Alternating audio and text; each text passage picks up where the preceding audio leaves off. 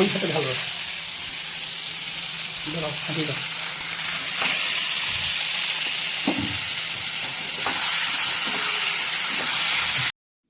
কি বন্ধুরা, সবাই ভালো আছেন তো? তো বন্ধুরা দেখুন, আজকে মানে আমরা যে রেসিপিটা আমি আপনাদের সাথে শেয়ার করছি সেটা হচ্ছে চিকেন লিভার ফ্রাই বা চিকেন লিভার মশালা। মানে বন্ধুরা, এই রেসিপিটা এত দুর্দান্ত একটা স্বাদের হয় যে মানে চিকেনের থেকে বেশি খেতে ভালো লাগে। মানে চিকেন তো ধরুন একরকমভাবে তৈরি হয়, বাট এটার স্বাদটা জাস্ট অসাধারণ হয়। তো চলুন রেসিপিটা শেয়ার করি।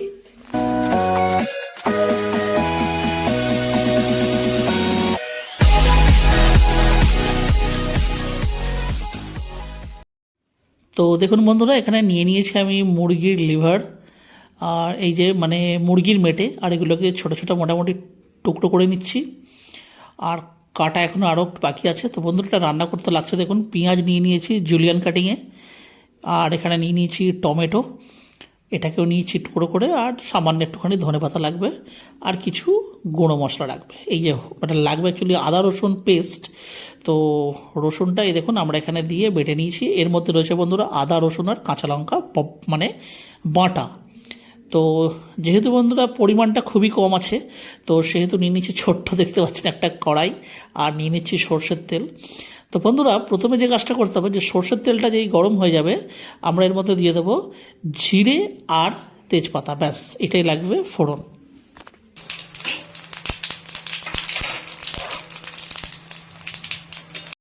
তো ফোড়নটা হয়ে গেছে, এবার দিয়ে দেবো কেটে রাখা পেঁয়াজ।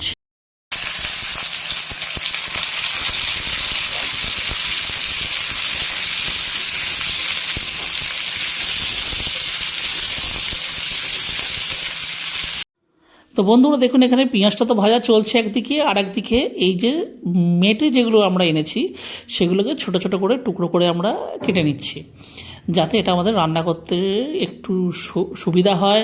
তারপরে সবথেকে যেটা বড় কথা বন্ধুরা, যে চিকেনের যেহেতু মেটে, সুতরাং এগুলো কিন্তু খুব একটা যদি বড় বড় চাপ চাপ পিস হয়, খেতেও কিন্তু ভালো লাগবে না। হ্যাঁ, যদি খাসির মেটে হতো তাহলে অন্য কথা ছিল। তো আপাতত এই দেখুন আমাদের টুকরো প্রায় প্রায় হয়ে গেছে, আর এই একটা রয়েছে, এটাকে একটুখানি কেটে আমরা ছোট ছোট টুকরো করে নিচ্ছি।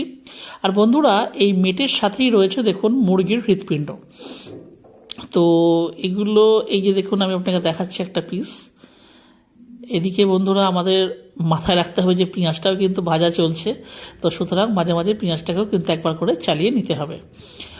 তো এখানে পেঁয়াজটা আমরা একবার চালিয়ে নিলাম, আর চালিয়ে নেওয়ার পরে এই দেখুন মুরগির হৃৎপিণ্ড, এটাকেও আমরা লম্বিভাবে কেটে নিচ্ছি, জাস্ট দু টুকরো করে। তো বন্ধুরা, এটাকে অনেকে আরেকটু ছোট ছোট আর কি টুকরো করে দেন, কিন্তু আমাদের এই শেপটাই অ্যাকচুয়ালি পছন্দ। তো সেহেতু আমরা এটাকে জাস্ট দুটোর ভাগে ভাগ করে নিচ্ছি, মানে টুকরো করে নিচ্ছি। তো বন্ধুরা, পেঁয়াজটা আরেকটু হবে। আর এদিকে দেখুন সমস্ত জিনিসটা কিন্তু কাটা হয়ে গেছে। টোটাল যে পরিমাণটা রয়েছে সেটা রয়েছে আমাদের ওই 300 গ্রাম মতো, ঠিক আছে। আর এখানে দেখুন পেঁয়াজটা ভাজা চলছে, তবে বন্ধুরা দেখুন আর একটু জাস্ট লাল হবে, আর একটু লাল হবে।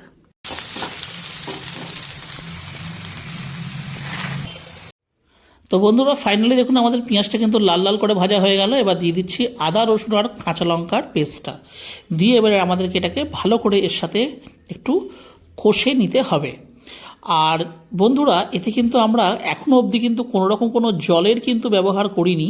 এটাকে জাস্ট দেখিয়ে দিচ্ছে দেখুন, হাই ফ্লেমে এটাই কিন্তু কষে যেতে হবে, মানে একটু জাস্ট ভাজা ভাজা করতে হবে। তো বন্ধুরা, এতে কিন্তু আমাদের মানে আদার মাত্রা ছিল খুবই কম। আর এই দেখুন এখন এখানে গ্যাসের ফ্লেমটা স্লো করে দিচ্ছি, কেন না এখন একটা একটা করে এতে মশলা দিতে হবে, ততক্ষণে কিন্তু এটা জ্বলে যেতে পারে তাই। তো বন্ধুরা, প্রথমেই আমরা দিয়ে দিচ্ছি লঙ্কা গুঁড়ো, হলুদ গুঁড়ো, ধনে গুঁড়ো, আর পড়বে সামান্য পরিমাণ একটুখানি জিরে, সেটাও কিন্তু আমরা গুঁড়ো অবস্থাতেই দিচ্ছি। দিয়ে এবার এটাকে ভালো করে এর সাথে মিক্স করতে হবে, এবং এটাকে কিন্তু ভালো মতন কষে নিতে হবে, কখনো হাই ফ্লেমে কখনো স্লো ফ্লেমে। বন্ধুরা, এখনও কিন্তু এতে আমরা কোনো রকম কোনো জলের ব্যবহার করছি না, কারণ চিকেন রান্নার পদ্ধতি আলাদা, এবং এই মেটে কলিজা এই সমস্ত জিনিসগুলো রান্না করার কিন্তু প্রসেসটা একটু আলাদা। আপনারা বাড়িতে অবশ্যই ট্রাই করে দেখতে পারেন। তো বন্ধুরা, এখানে আমাদের প্রায় 5 মিনিট মতন ভাজা হয়েছিল, আর তারপরেই আমরা দিয়ে দিচ্ছি কেটে রাখা টমেটো। তো বন্ধুরা, যেহেতু এতে আমরা টমেটো দিলাম, আমরা এখনই অ্যাড করে দেবো এতে পরিমাণ মতন লবণ দিয়ে এবার এটাকে এর সাথে ভাজতে হবে। তো বন্ধুরা, যেহেতু এতে নুনও পড়ে গেল, টমেটো পড়ে গেল, সুতরাং মানে একদম মশলাটা যে শুকনো হয়ে গেছিলো, এখন কিন্তু আর শুকনো অবস্থায় নেই, এটা একটু কিন্তু জাস্ট ভিজে গেল, মানে একটু কিন্তু জল জল মতন হয়ে গেল। সুতরাং এখন আমরা এটাকে এইভাবেই কিন্তু ভেজে নেব প্রায় 7 থেকে 10 মিনিট পর্যন্ত বিনা জলে।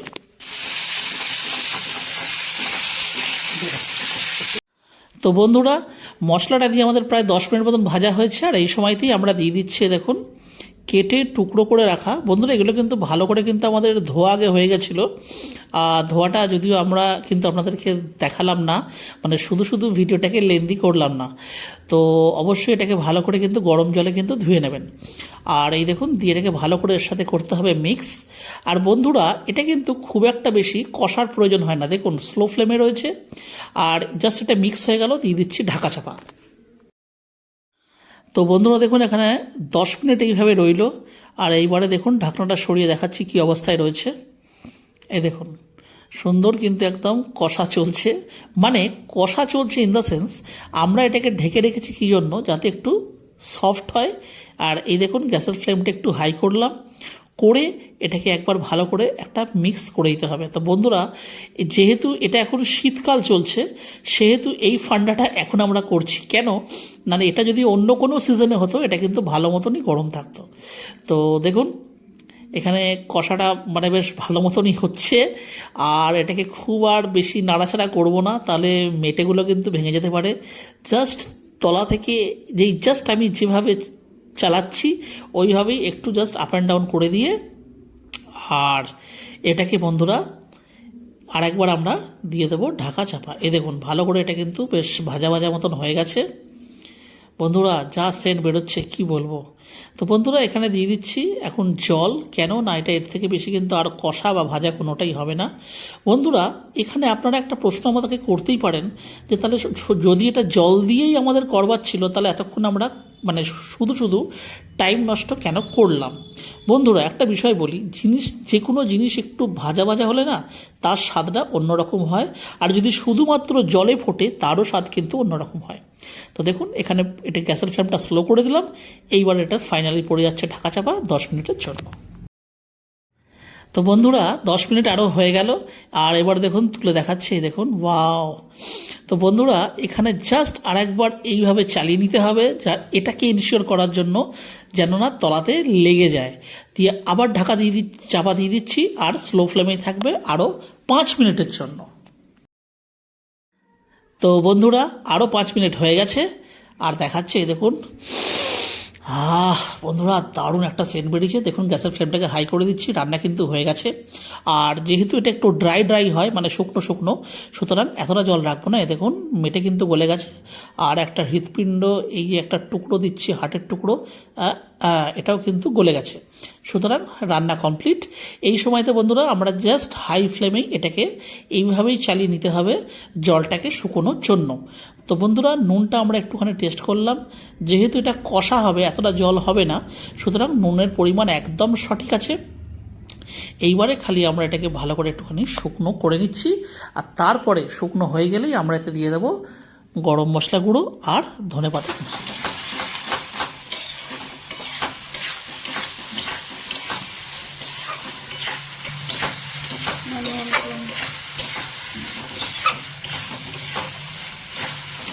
তো বন্ধুরা, ফাইনালি কিন্তু এটা একদম শুকনো শুকনো হয়ে গেছে, আর এইবারে আমরা এখানে দেখুন যে ধনেপাতাটা এর উপরে ছড়াবো সেটাকে আমরা কুচিয়ে নিচ্ছি।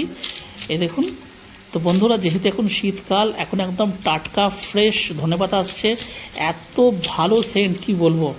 তো বন্ধুরা, এখানে দেখুন এটা একদম রেডি হয়ে গেছে, এই দেখুন, ওয়াও দারুণ সেন্ট আসছে বন্ধুরা।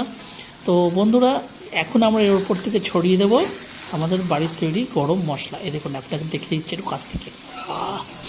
তো বন্ধুরা, এর কালারটা না আরেকটু ভালো হতে পারতো যদি আমরা এতে কাশ্মীরি লাল লঙ্কা গুঁড়ো দিতাম, কিন্তু আমরা অযথা এতে এক্সট্রা আর কোনো কালার বা কিছু ইউজ করিনি, এটা এমনিই খেতে ভালো হয়। আর এই দেখুন এটাকে মিশিয়ে নিচ্ছি।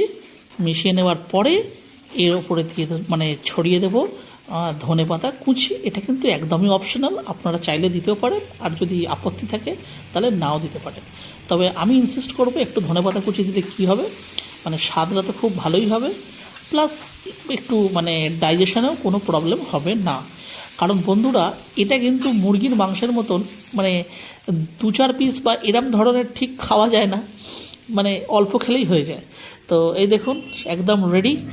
আর এই দেখুন আমিও নিয়ে একদম বসে পড়েছি, আর টাইম পাস করিনি। রুটি এটা, আর সাথে রয়েছে কাঁচা পেঁয়াজ। তো বন্ধুরা এখানে হাফ নিয়ে নিয়েছি আমি পরোটা, যাতে রুটি পরোটা দুটো দিয়েই খেয়ে বলতে পারি যে কোনটার কীরকম কী স্বাদ। তো বন্ধুরা প্রথম বাইটটা নিচ্ছি, আপনাকে খেয়ে বলছি কেমন হয়েছে।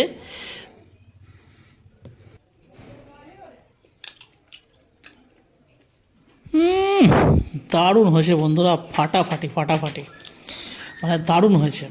তো এই যে বন্ধুরা সেই মেটের টুকরো, ও কি বলবো, সুপার সুপার। দেখুন সেই মেটে, মাইন্ড ব্লোয়িং মাইন্ড ব্লোয়িং। যাই হোক বন্ধুরা, এটা মানে সুপার খেতে হয়েছে বন্ধুরা। আর বন্ধুরা এবারে এটা তো হয়ে গেল, এবার আমি পরোটা দিয়ে একটুখানি ট্রাই করব যেটা কীরকম খেতে লাগছে। তো রুটি দিয়ে তো বন্ধুরা খুবই খেতে ভালো লাগলো, আর এই হচ্ছে পরোটা দিয়েও খেয়ে বলছি, সাথে একটু পেঁয়াজ। ভালো ভালো, তবে বন্ধুরা রুটি দিয়েই বেশি ভালো লাগলো। তো যাই হোক বন্ধুরা, তাহলে এটা আমি আপাতত হচ্ছে আজকের আমার আর কি খাবার।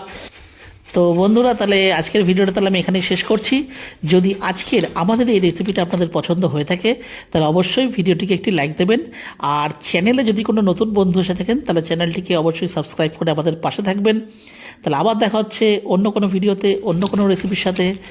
ততদিন পর্যন্ত কিন্তু নিশ্চয়ই ভালো থাকবেন। টাটা। ভাল লাগে